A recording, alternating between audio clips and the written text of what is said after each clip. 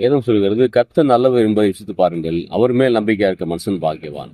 மனிதனுடைய எல்லா பிரச்சனைகளிலும் காரணம் தேவன் கிடையாது, மனிதன் தான். மனிதன் அவன் சந்திக்க சூழ்நிலை, அவனுக்கு இடம் கொடுக்கிற காரியங்கள், இவைகள் தான் மனிதனுடைய எல்லா பிரச்சனைக்கும் காரணமாக இருக்கிறது.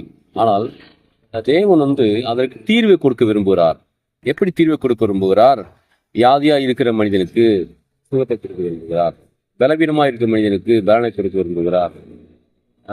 அங்க இயலாமை இருக்க மனிதனுக்கு பலனை கொடுக்க விரும்புகிறார். இப்படியாக எதெல்லாம் மனிதனால முடியவில்லையோ அங்கெல்லாம் தேவன் கிரியை செய்ய விரும்புகிறார். அதனால வேதம் சொல்லுகிறது, கர்த்தர் நல்லவர் என்பதை பாருங்கள் என்று சங்கீதக்காரன் சொல்லுகிறார். அப்போ பாருங்க, தீமை வரும் பொழுதெல்லாம் எடுத்துனே கடவுளை குறை சொல்லக்கூடாது. பாருங்க, எனக்கு கடவுள் பண்ணிட்டாரு, ஆண்டவர் பண்ணிட்டாரு, அதனாலதான் நான் அப்படி இருக்கிறேன் சொல்லக்கூடாது.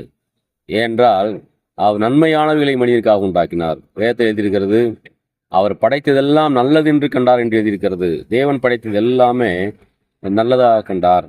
ஆனா பொல்லாத ஒருத்தன் இருக்கான், அவன் பேர் சாத்தான், பிசாசு என்று சொல்லுகிறோம். அந்த பிசாசு என்ன பண்ணுகிறான்? அதை அழிக்க பார்க்கிறான், கெடுக்க பார்க்கிறான். ஆனால் தேவனும் அவைகளை பாதுகாக்க விரும்புகிறார். ஆகவேதான் சிலுவையின் மூலமாக மனிதனுக்கு இரட்சிப்பையும் பாவ மன்னிப்பையும் மீட்பையும் அங்கே ஏற்படுத்தினார். அது நம்புகிற மனிதர்களுக்கு சாபத்தின் பிடிந்து, பாவத்தின் பிடிந்து, வியாதியின் பிடியிலிருந்து, தரித்திரத்தின் பிடியிலிருந்து முற்றிலுமான ஒரு விடுதலையை தேவன் வைத்திருக்கிறார்.